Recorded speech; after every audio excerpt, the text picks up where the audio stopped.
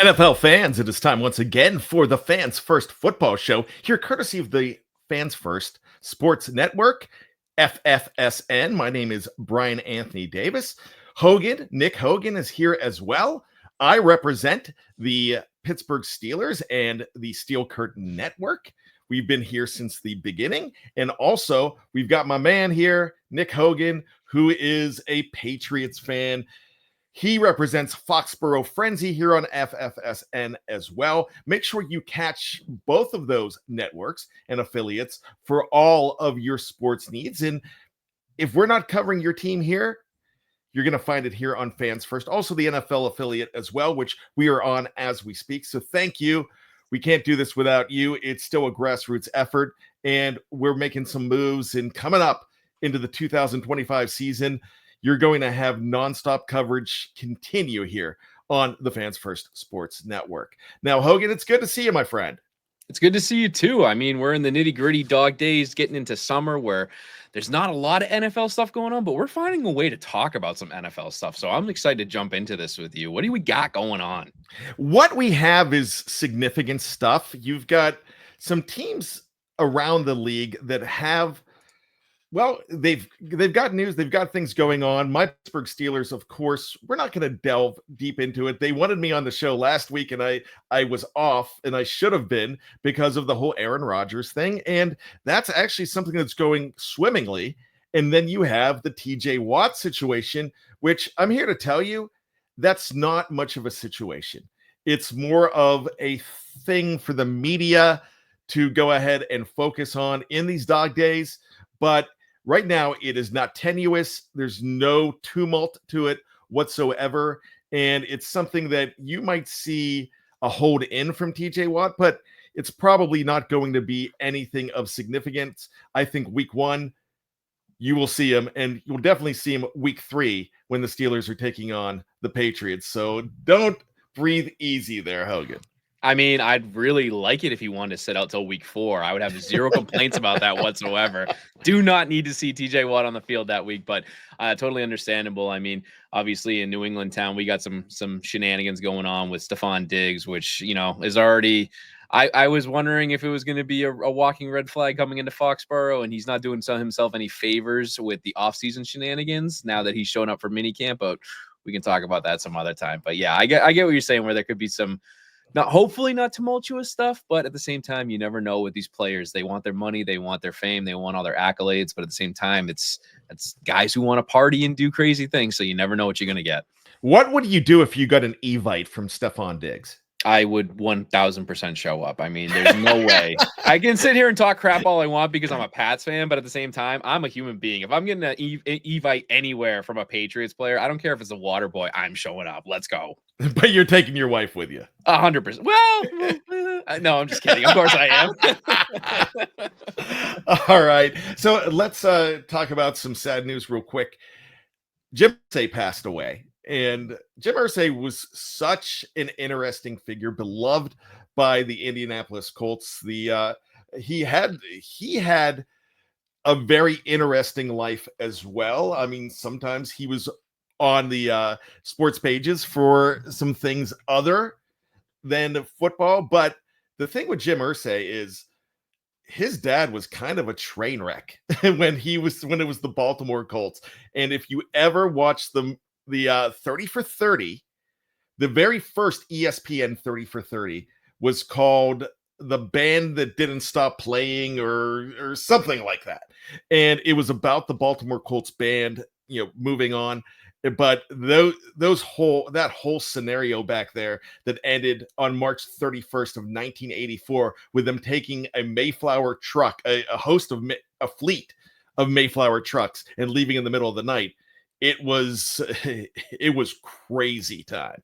Right. And now I will say this, Jim Irsay did not only bring a championship to Indianapolis for the first time, Jim Irsay also really made that a respectable team, a respectable franchise.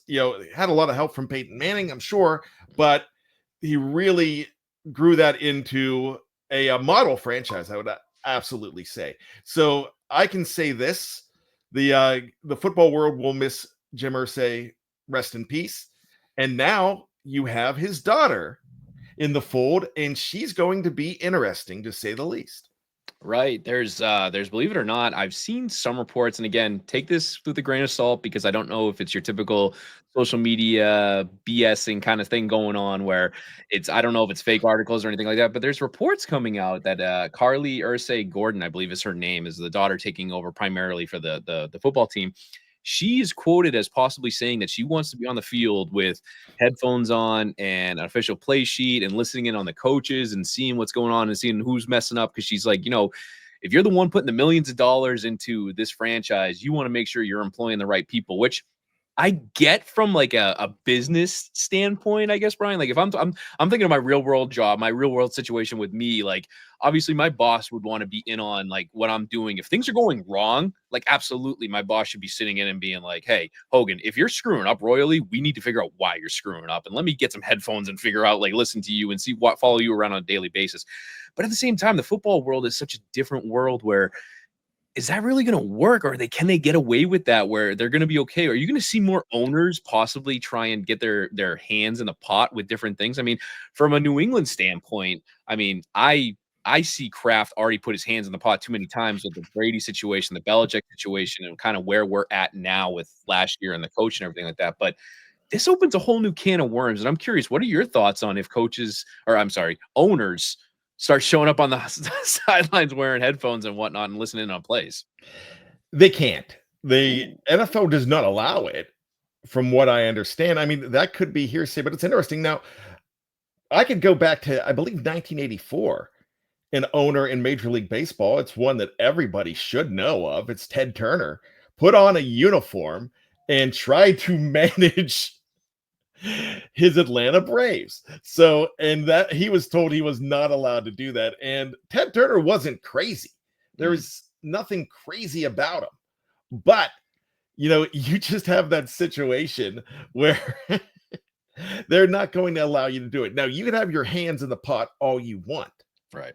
But you can't be there. When you see Arthur Blank for the Atlanta Falcons on the sidelines, it's at the very end of the game. This actually, let me cut you off real quick because there was one time Arthur Blank went on the field before the end of the game, and I want to say it was a 28-3 game. How'd that turn out? Oh, that's right. Sorry, Falcons fans. Sorry, Falcons fans. I had to go there because I don't have anything else to celebrate since it's been like 5 years of misery. Anyway. Oh, I love it. But, so with all of that being said, though, Hogan, when you look back you go back in time, even now, I can't remember the guy's first name. I do. It's Tom Benson, who was the owner. The late Tom Benson, who was the owner of the New Orleans Saints. He would go on the sidelines at the very end and dance around with an umbrella. Of course. But here's a very interesting story, something that you might not know. Way back in 1972, it was December 23rd of 1972, something happened called the Immaculate Reception. Mm-hmm. And the famed owner of the Pittsburgh Steelers, Arthur J. Rooney, never saw it because he was in the elevator going down to comfort his team. Oh, man. After the loss. He did not see that play. I don't believe he was going on the sidelines, but he was going straight in the locker room, which they're allowed to be in the locker room. Right. Of course. Now, for Carly Ursay Gordon, what she needs to do is contact CBS and ask if they could reboot Undercover Boss. Oh, that would be interesting. There you go. That's would be my solution for Carly. All right. Maybe HBO could get in there with some kind of Hard Knocks thing with like Undercover Boss, Hard Knocks, Indianapolis Colts edition. I like where your head's at. We got a pitch that we could throw out there. Okay. And I've got a buddy who is a producer at Survivor, so who knows? Maybe he can throw it down the line. Let's go. I like where your head's at. All right. We're in business now. All right. So one more thing to talk about before we get to the break, before we get to talking about teams with new coaches, and that's what we're going to talk about in the second half. Yep. But there's a dumpster fire going on, and it is happening in the Queen City. And I'm not just talking about the abomination that is Skyline Chili or Cincinnati Chili. I'm talking about the Bengals, who in Pittsburgh, we affectionately call them the Bungles. And things are getting bungled up. Now, we talked real quick about the TJ Watt contract, but my friend, that's not even close to what's going on with Trey Hendrickson and Shamar Stewart. What do you know about that? All I have to say to start this off is what in the Fraggle Rock is happening in Cincinnati right now. I literally, I could sit here for days and days, and I'm sure you would be on board with this. No doubt, I could crap all over Cleveland and the Browns because they are just a prototypical dumpster fire organization in the NFL. And Cincinnati is doing everything in their power to crown themselves the crap champions of Ohio, apparently. I don't know what they are thinking. They can't figure things out with Trey Hendrickson. Apparently, they're trying to resume talks with him at this point because of everything that's happening. Where they, like you said, they drafted Stewart, I think it was 17th overall in the draft to essentially almost like replace him or get him in there and try and work things out. He's talking about possibly sitting out the year, re-entering the draft. That's on the table at this point. He's refusing to talk to him to show up because Cincinnati, some technicality where they don't want to sign him for something. And it's just Cincinnati, stop being so cheap. Stop being so boneheaded. I mean, people, you're already a laughing stock because the fact that you can't protect your once in a million player, Joe Burrow. I mean, you've done nothing to really protect him whatsoever. You signed the receivers to ridiculous deals. Now, Jamar Chase, I 100% understand. T. Higgins, on the other hand, the money they ended up giving him instead of like overall protection for Joe Burrow is mind-blowing to me. And I'm not trying to crap all over T. Higgins. I think he's a great player. He's a great receiver who deserves a good chunk of money. But you can sit there and try and throw balls to two guys all day you want, but if you're getting sacked every 10 milliseconds, it's not going to do anything for you. And now, like I said, to go back to what we initially were talking about on the other side of the ball there with the defensive side, Stewart was brought in to either be a replacement for Hendrickson or be a complementary piece to him if they could re-sign him. They have not re-signed Trey Hendrickson, who has already said that he's ready to walk out the door because they're not willing to play ball with him. And Stewart's already talking about not playing for the organization at all. Cincinnati, figure out what the heck you're doing there. Otherwise, you're just going to be a laughing stock like you've been for a long, long time. And they have. And that Bungles moniker is true. And this is something that this franchise does over and over and over again. And this should be a Super Bowl championship team if they had balance. And there's no balance on that defense. That offense is absolutely incredible. I agree with you with the T. Higgins thing.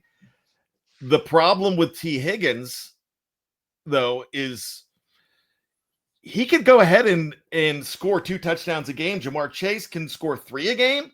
But the problem is you have nothing on the other side to stop them. So if you score 40, the other team's scoring 45. Right.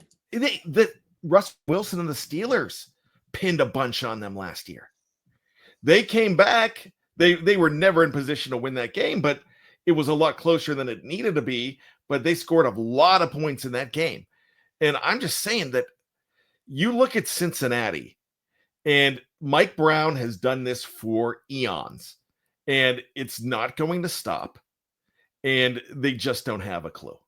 Bryan, real quick, real quick, last year in a 5-week stretch, they let up 35 points, 34 points, 44 points, 37 points, and 41 points. Was the 37 or 41 to Pittsburgh? The Pittsburgh one was 44. They lost 44 to 38. So that goes right into your point. You can score a whole bunch, but if you can't stop the other team, what are you doing? And I think they were up 14-0 at one point. Crazy. They had a crazy pick 6 against the Steelers, but the pick 6 shouldn't have been because there was interference where they just threw the guy down and the ball popped in the air. Right. And it was crazy. And that was one of the few defensive plays that they made all year.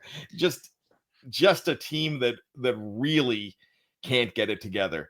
No. There are a lot of teams trying to get it together trying to rebound with new coaches. We're going to talk about them when we come back. It's the Fans First Football Show here on the Fans First Sports Network. Please stick around. We'll be back after this. Never slow. Make 'em whoa. Watch me go. Ready, set, go.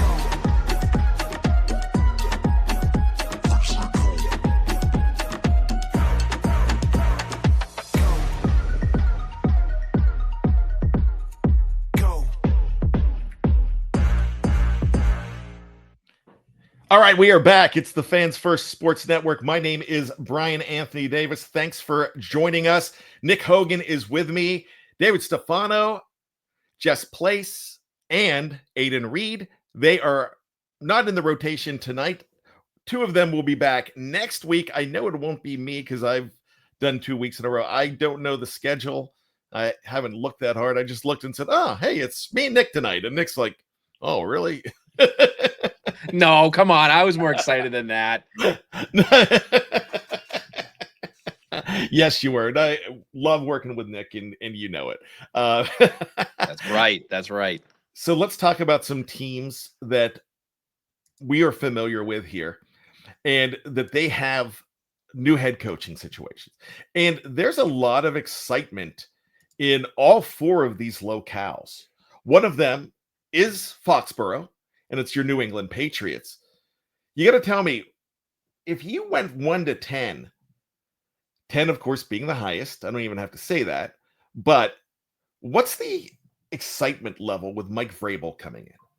Oh, well, it depends. I mean, obviously right now, I think we're a little lukewarm in the Boston area because we're so hyper-focused on Red Sox and what else is going on with other sports because, the Celtics obviously fell flat. The Bruins were terrible. And I think when the initial announcement came out, I would rate it a 10. It was just to go from Gerard Mayo, who was inept and had no idea what he was doing, and Vrabel being announced. It was awesome. Everybody was ready to go, excited. I think the big thing is we're kind of in that, like you said, dog days of summer. I think once training camp rolls around and we see the teams out there and we see Vrabel, coaching up and seeing the guys getting going, I think it's going to start ramping up again. But for me, I'm a 10 year-round baby for my Patriots. Even when we suck and we're running 4 games a year, I still got to try and be excited as much as I can be. So I think it's going to be nothing but good news going into this season. How the season plays out will be very interesting to see, though. All right. Some teams are not on their breaks as of yet. Are the Patriots on their break? I believe they're wrapping up the voluntary mini camps right now, if I'm not mistaken. All right. So with that being said, what position group do you feel has improved the most in the offseason under Mike Vrabel? Oh, hands down, it has to be the defensive line with the Patriots. I mean, there's no doubt in my mind looking at it with the signing of Milton Williams, who was the big prize. Throw all the money at him that you can to get him to come to Foxborough, free agent. So 4-year, $104 million. Obviously, everybody saw what he did to Mahomes and the Chiefs in the Super Bowl. He was an absolute wrecking ball. Will that transition into the Patriots with the long-term success? I'm hesitant because I want to sit here and see him play a full season. But I think the thing is, if you can pair him up with Christian Barmore when he's healthy, you have a nasty interior defensive line, which the Patriots have not really had either run stuffing or penetrating guys since the days of Vince Wilfork, Ted Washington, and Keith Traylor in the early 2000s that I always reminisce about. But on top of that, too, signing some good edge rushing guys, Harold Landry coming over from the Titans where they released him, tore his ACL a couple years ago. He got a double-digit sacks after he tore his ACL and had 9 last year. He's not wicked old, but I think at the time, obviously the Titans felt that he wasn't up to par with where he could be. Joining Vrabel again, Vrabel has a long history with him where he, came from Tennessee, played for Boston College and college too. So he's got the roots up here in New England. If he can get after the quarterback and the interior guys can plug up the holes, stop the run, and get after the quarterback, the Patriots rank, I don't know if you know this, Bryan, the Patriots ranked dead last in sacks last year. Guess how many they had for the entire year? 28. 12.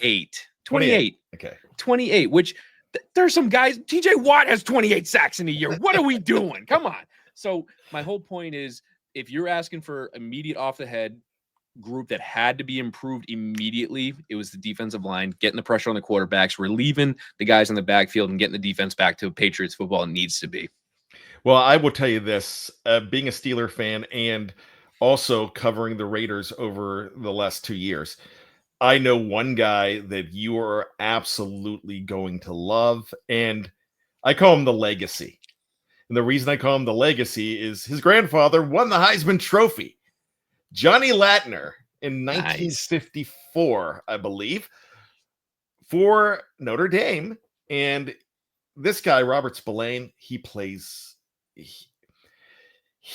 just plays blue collar solid football. He is a perfect Patriot. You're going to love him in the middle of that defense as well.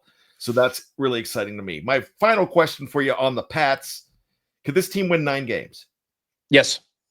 Yep, I'm going to go there because I actually had a discussion about that today where some people were asking me about the potential for the Patriots this year. And I think they are improved that much with a competent coach, a revamped staff, and a revamped team overall. I think that this team is going to improve dramatically. You're not going to see 4 wins. I'm not going to go out on a limb and say playoff, Super Bowl or bust kind of thing. I think it's going to take a little bit of time to build up to that, especially where they're so young and fresh. But I would be disappointed if this team did not win at least 8 games this year. All right. Will the fans in Foxborough be fine with 9 wins but no playoff? That's an interesting question. Probably not, because we have such a high standard of excellence around here. But at the same time, based off the last couple seasons, they can't be that upset if we're doubling our wins. Yeah, there you go. Let's talk about another team with a new head coach, and it's over in the NFC. Ben Johnson was the prize. A lot of teams, there's 2 other teams that we're going to be talking about here that were really seeking Ben Johnson. And they went with backup plans, but those backup plans, as we talk about, are pretty good, and they're excited about the backup plans and what they have in the cultures that are already brewing in these 2 cities. But Chicago won the Ben Johnson sweepstakes, and they seem to be markedly improved, especially on that offensive line. Right. I mean, that's a big thing. I can touch on this a little bit. I mean, one of the biggest names for me is Joe Thuney, which I know kind of has a bad rap coming with him from the end of his Kansas City tenure there. But if you think about it, the dude's won multiple Super Bowls. He won Super Bowls with the Patriots. He won a couple with the Chiefs. And then he obviously got knocked around in the last Super Bowl against the Eagles. But he was obviously thrown into the left tackle position. The Chiefs were decimated up front there. But Joe Thuney, playing his natural position at left guard, is an absolute stalwart and a guy you want on your interior line. Biggest thing with Caleb Williams last year with the Chicago Bears, he got knocked around. I think he got sacked a ridiculous amount of times. Like, he came close to, I think it was like almost breaking Carr's record for the Houston Texans early in the 2000s there with how much he got knocked around. So the biggest thing is Ben Johnson. He's known for his trickery. He's known for his crazy play calling that he brought with him in Detroit there. But if he can keep Caleb Williams upright and get Chicago back to a point where they can score points, play good defense, where I think they have a pretty good defense, Bryan. A big thing is everybody always wants to talk about offense with the Bears because you got the number 1 overall pick with Caleb Williams. You got receivers like DJ Moore, Rue Madunze.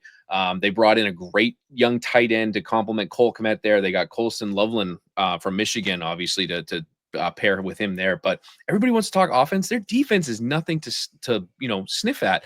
They got Montez Sweat, Grady Jarrett, who's coming off a great tenure in Atlanta down there. They got Kevin Byard, who was one of the best safeties in the NFL for a long stretch. He might be on the lower declining part of his career, but he's still a great player overall. Other guys like Tremaine Edmonds, TJ Edwards. This defense is nothing to just, pass by. And if the offense can get things right with Ben Johnson at the helm, watch out for the Bears. I want to throw in another receiver there. Luther Burdens from Missouri is there, isn't he? He could be. I believe they drafted him in the 2nd round. We better check that before. Let me check. Yes, yep, they did. Luther Burden III from Missouri. Yes, that guy's going to be a force as well. He is. He should have been a top 15 receiver, and then receivers kind of fell down. But I love what they're doing in Chicago. The Windy City, well, I tell you what, it could be a full-blown blizzard and a really tough, tumultuous place to play if this team is so much better. So that's right. Ben Johnson and the Bears. Here you go. Let's go back to the AFC.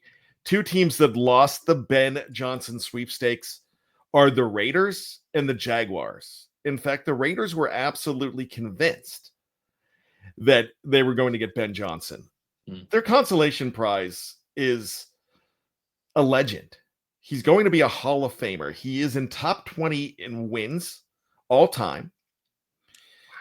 And he was tied with, he was neck and neck with Mike Tomlin for a little bit, who was also in the top 20 and rising. But I got to tell you, Pete Carroll is phenomenal. You know him being a Patriots fan. He was there. And if I'm not mistaken, he is the one guy that was replaced by Bill Belichick twice.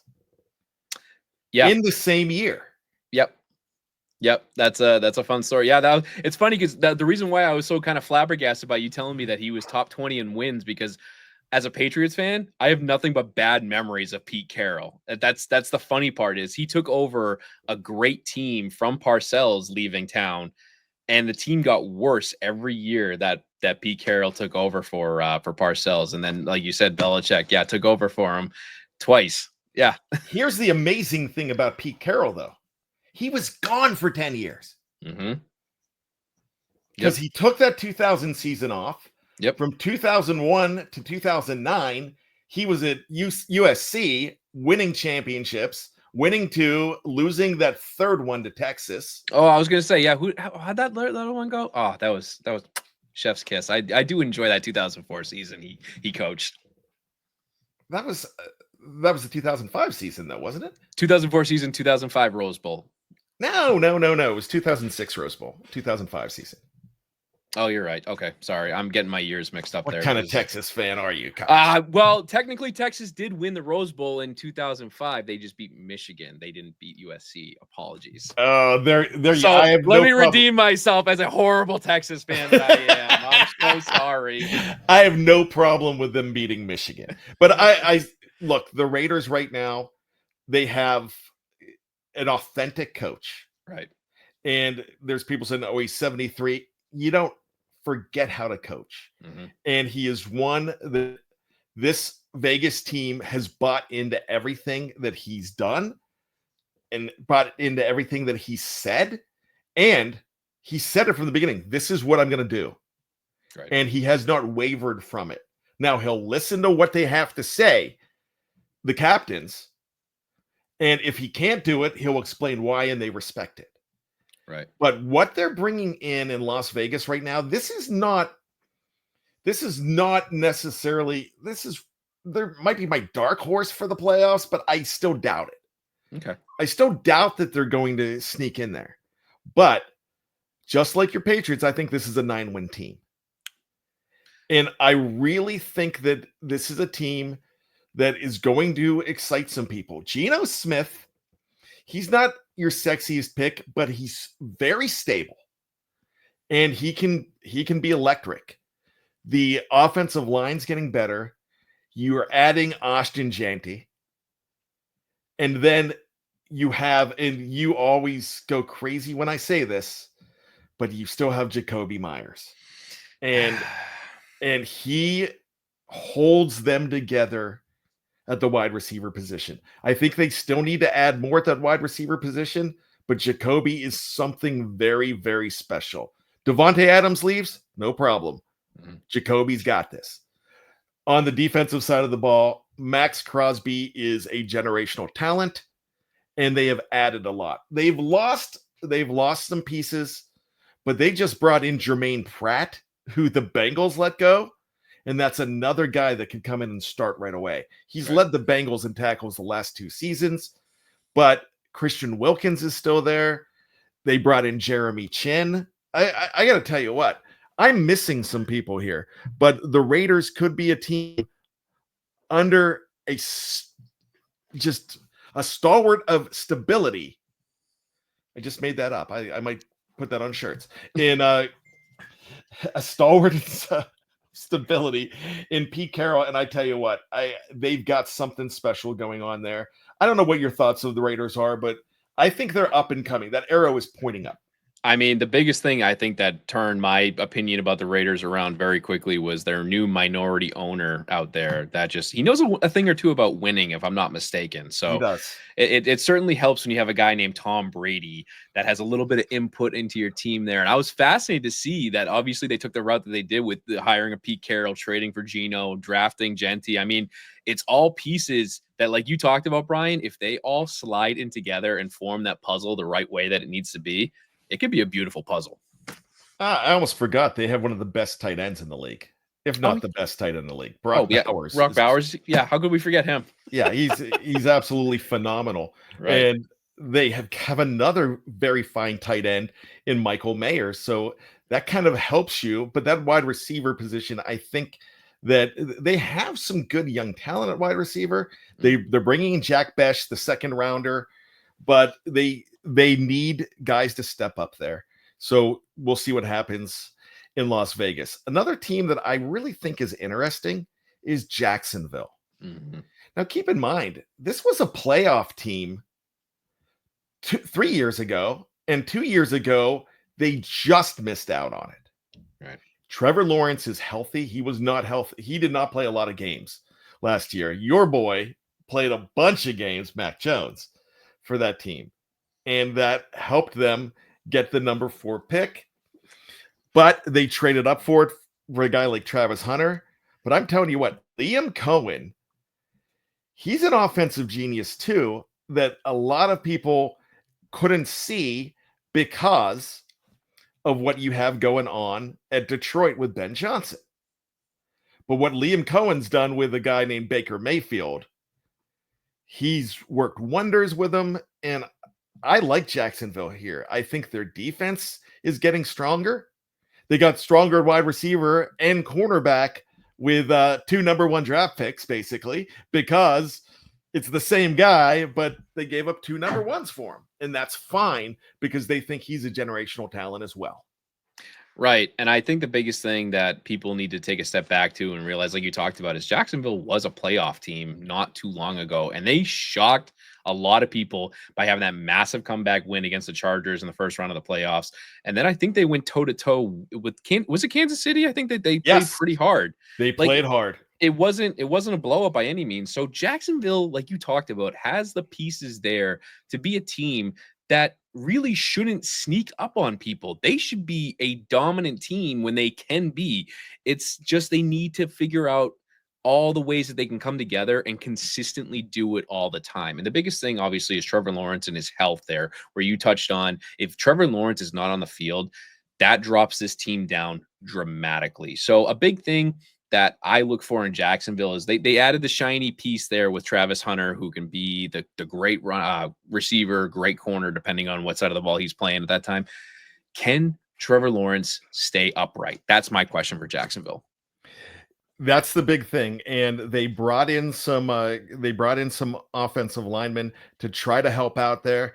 I also like, they brought in a guy like even Fred Johnson, who just won a title with the Eagles. They brought in Fred Johnson, but this is a team that could really sneak up on some people, even though you shouldn't think that they're being sneaky. But that season last year with only 4 wins, that's going to do it to you. So with that being said, I like Jacksonville this year. My question for you, Brian, did Bryan Thomas Jr. have the most underrated rookie receiving year of all time? Yeah, nobody wanted to talk about the guy. He was unbelievable. Unbelievable. Fantasy football owners know who he is. Right. But I'm going to tell you what, the entire NFL fan base is going to know who BTJ is coming up this year. And what happens? You bring in Travis Hunter, you just gave Bryan Thomas Jr. a whole lot more freedom to kill you. 87 catches, 1,282 yards, 10 touchdowns as a rookie with Mac Jones and Trevor Lawrence. That's insane. That's insane. I think that's more yards than Mac Jones threw for his entire tenure with the Patriots that Bryan Thomas had in his first year as an NFL receiver. That's insane. People need to know this guy, respect him. He is going to be a phenomenal player for years to come. Do you feel that Trevor Lawrence doesn't get the respect he deserves? Oh, I'm gonna get myself in trouble here because I've had some hot takes about Trevor Lawrence in the past. He's an enigma to me, right? He's the prototypical guy that he was the once in a generation guy coming out of Clemson that was so good and so touted and going to be the next Peyton Manning, next Andrew Luck type player. He has flashes. He has flashes. And then I see some of the throws that he makes where I'm just sitting there like, how did he put that in the breadbasket? And then he has the guys that drop the ball. So I'm curious to see that now that he has Bryan Thomas and if he has Travis Hunter playing wide receiver and the guys can perform for him and he can stay healthy and stay upright, we might see Trevor Lawrence take that next step where he's going to be in the arguments for a top tier quarterback. Right now, I find it hard to put him up there because he hasn't done it yet. And I know that it's a hard thing to say because it's a team sport. Obviously, it can't all be on the quarterback. And he was drafted to a terrible, terrible Jacksonville team when he first got there. But man, put it together. Give me a reason to sit there and go, yeah, Trevor Lawrence is a top 10 quarterback.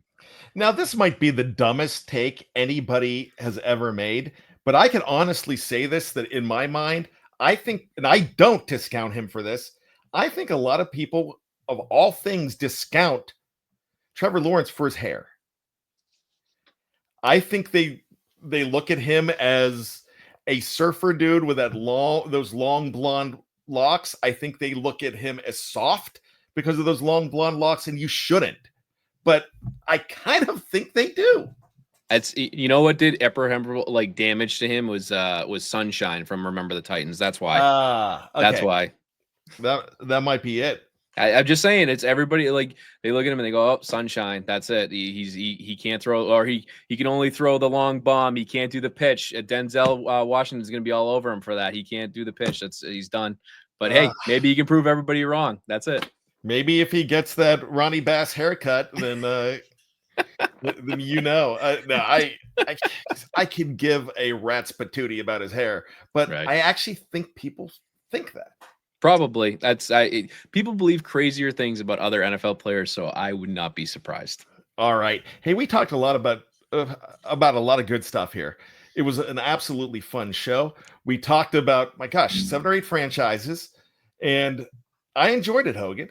Yeah, this was a blast. I mean, like I said, I thought we had nothing to talk about. It's a dog day season of the NFL season, technically, because there's nothing going on, but we found plenty of stuff to talk about.